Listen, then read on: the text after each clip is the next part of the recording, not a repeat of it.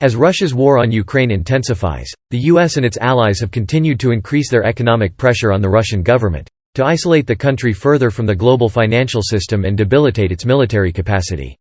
Western allies have frozen Russian assets abroad, removed Russian banks from international banking networks and even banned all gas and oil imports, among other unprecedented penalties. But there's still growing concern that Russian President Vladimir Putin and his supporters might turn to cryptocurrencies to avoid economic sanctions. With their ability to operate as alternatives to the traditional financial system, cryptocurrency exchanges, digital marketplaces where you can buy and trade digital currencies, have become an effective option both for Ukraine supporters to raise funds for relief efforts and for ordinary Russians to seek financial shelter from the economic sanctions imposed on their country.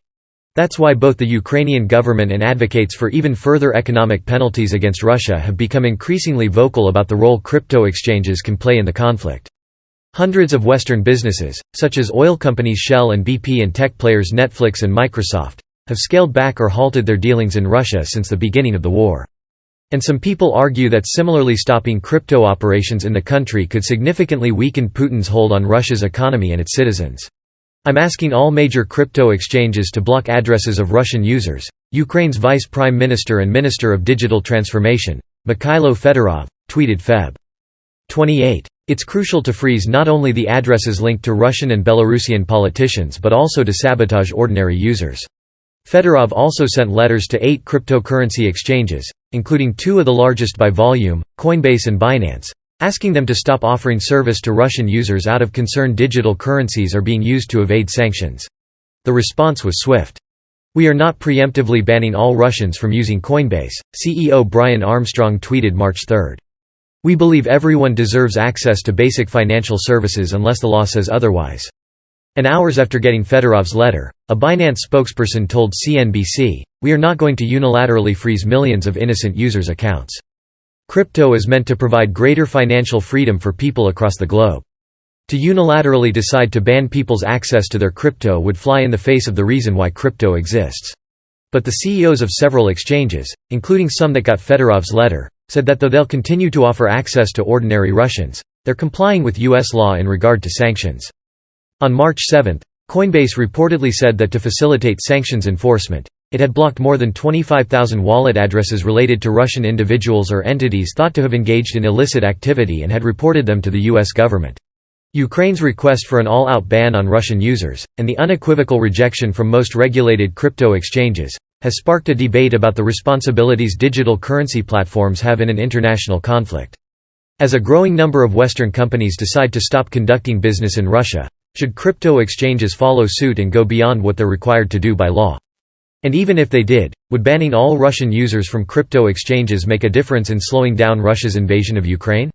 Some crypto specialists interviewed by CNET, including executives from crypto companies and public officials working to prevent Russia from using digital assets to sidestep economic sanctions, said a full Russian ban from crypto platforms could do more harm than good in regard to ordinary Russians. And some said the volume of the whole crypto market is still too small to really help Putin's government counter the impact of Western economic penalties, even if it tried.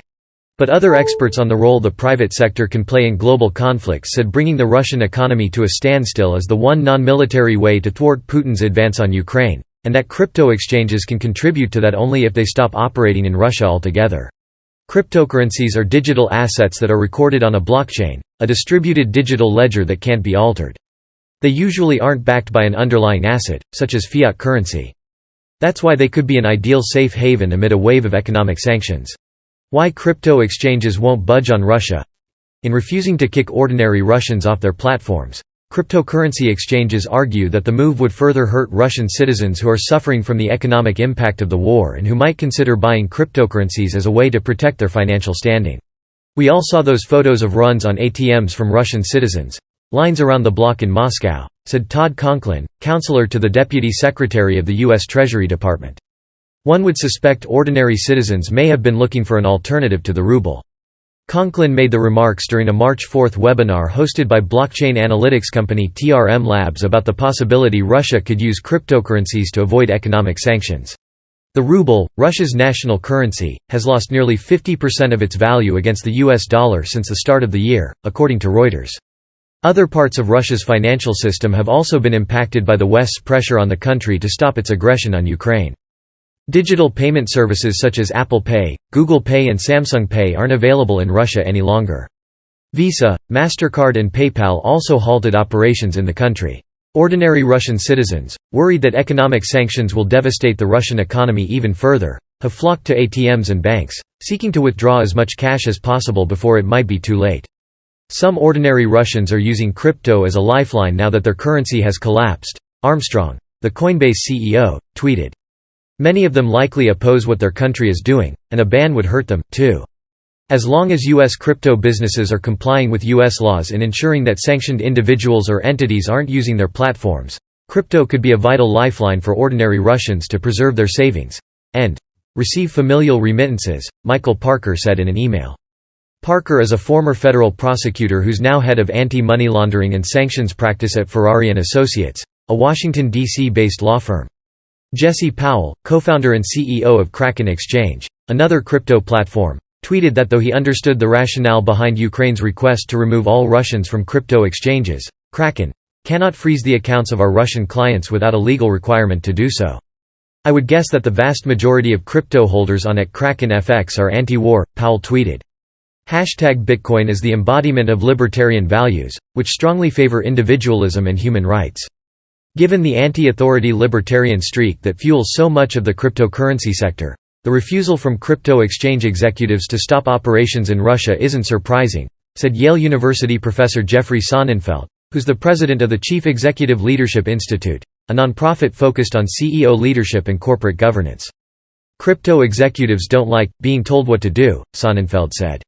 And yet, there's a striking naivete in that they are working in support of Putin, the greatest autocrat alive today, the most restricted world leader, who they are tacitly supporting by enabling a bypass, if it's even for the cognoscenti, for elites and for oligarchs, if it was as limited as some claim.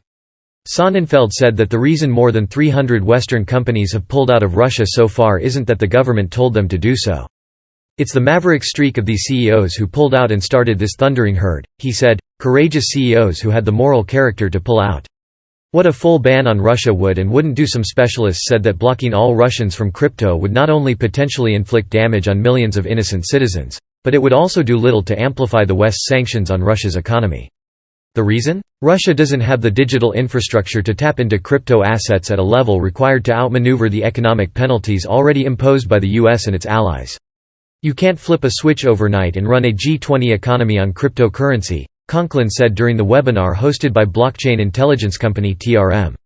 He explained that in recent years, Russia has worked to bolster the ruble and build up its reserves, instead of laying the rails needed to support crypto.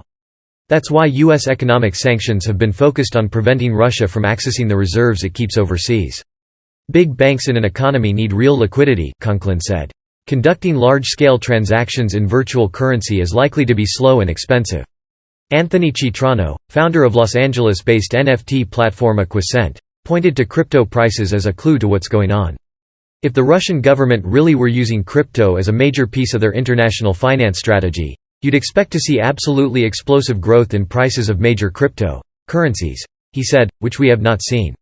Time will tell, but for now there is zero evidence this is happening. Former federal prosecutor Ari Redbord, who's now head of legal and government affairs at TRM, said the economic sanctions levied so far have been so serious and so draconian in their measures, that Russia would need much more than crypto assets to counterbalance them. We're talking about the potential loss of, or no access to, hundreds of billions of dollars in frozen, Russian, central bank assets. We're talking about $1.5 trillion in potential trade losses, he said. The entire crypto market cap doesn't approach what ultimately Russia would need to prop up a G20 economy, government and fight what is going to become a more and more costly war. But that doesn't mean the Russian government or Putin supporters won't try to use crypto to circumvent economic sanctions. Russian actors are very adept at money laundering and have been for a long time, Redbord said. In the case of crypto, they'll be looking for non-compliant exchanges in order to move those funds. Such exchanges include platforms like Suex, which was blacklisted by the Biden administration in September for allegedly helping launder ransomware payments. TRM has identified about 340 exchanges that are either in Russia or Russia-related and don't have compliance controls in place, and that is where illicit actors will look to move on as on-ramps and off-ramps for crypto, Redbord said. Those digital platforms are already operating outside the law, though. For any U.S. business, including businesses in the crypto industry, there is still a full compliance obligation to not deal with sanctioned parties or interests in blocked property, said Parker, from Ferrari & Associates. U.S. crypto businesses must, and largely do, institute robust compliance programs, including advanced analytics software, to ensure legal compliance with U.S. sanctions. Bringing Russia to a standstill? Yael Sonnenfeld argues that it's beside the point whether Putin and his supporters can actually get their hands on enough digital assets to offset the impact of Western sanctions. He said that by halting all operations in Russia, crypto exchanges could contribute to putting even more pressure on Putin's government, until it reaches a tipping point. Government-ordered sanctions have limits, Sonnenfeld said, even if they're a coordinated effort between multiple international actors, including the US, the EU, the UK, Australia, Japan and the UN. They work best when voluntary efforts of the private sector rally. That's what happened in South Africa in the late 1980s, Sonnenfeld said, when international pressure contributed to putting an end to apartheid, a system of institutionalized racial segregation that had ruled the country for more than 40 years. Economic sanctions imposed by the U.S. government had an effect only when dozens of major private companies joined in.